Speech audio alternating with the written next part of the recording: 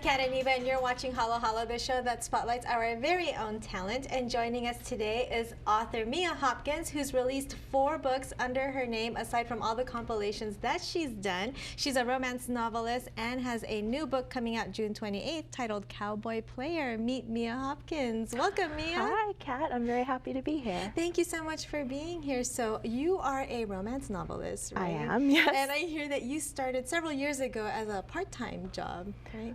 Right, Tell me a little bit more. I'm happy to talk about that. A few years ago, I was teaching.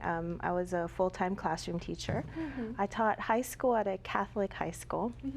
And at night, I would write and read romance. And I started out kind of later. I was about 30 when I read my first romance. It was given to me kind of as a joke. I was an English major, and English majors are kind of snotty about what we read. Like, we never read romance. Right. But when I was about 30, I was feeling kind of under the weather, and my husband went to our local CVS and picked up like a gossip magazine and some soda, and as a joke, he picked up a romance novel for me, and I loved it. I read it from cover to cover.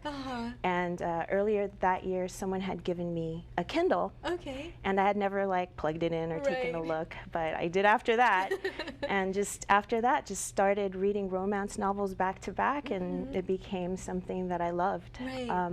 I just fell in love with the genre and different writers, and then started to write stories on my own. Yeah, now you said that you just fell in love with that first book. What was it? Was it the love story, the fantasy part? What was it about this?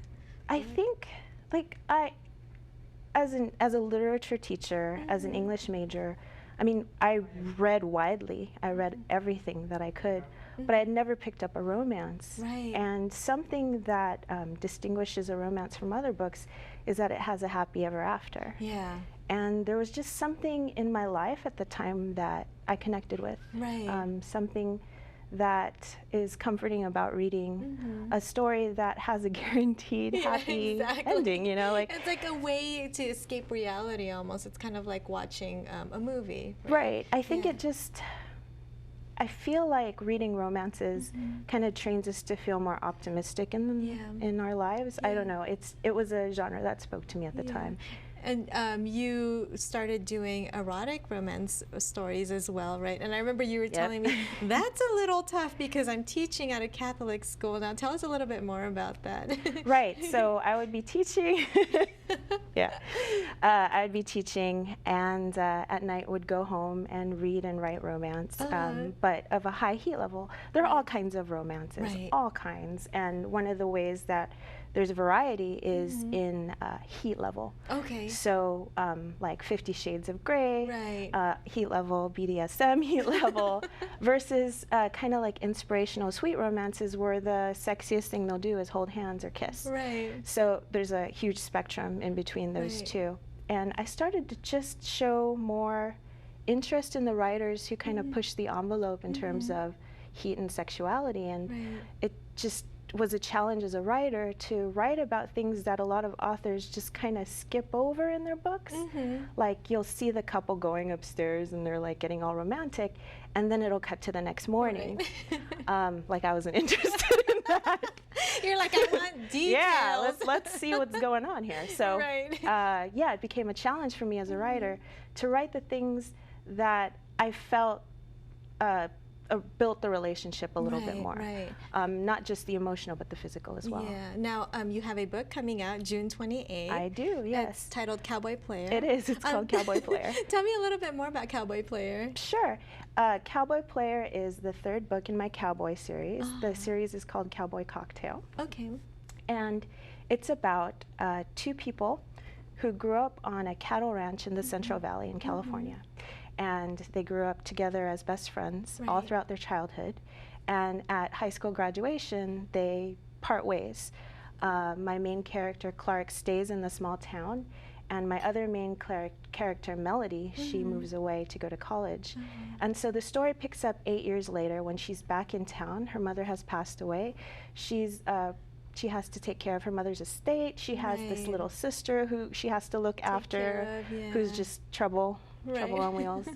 And as she's trying to pick up the pieces, her old best friend comes back into her life, and sparks fly. Yeah. Which was what and usually romance may happen.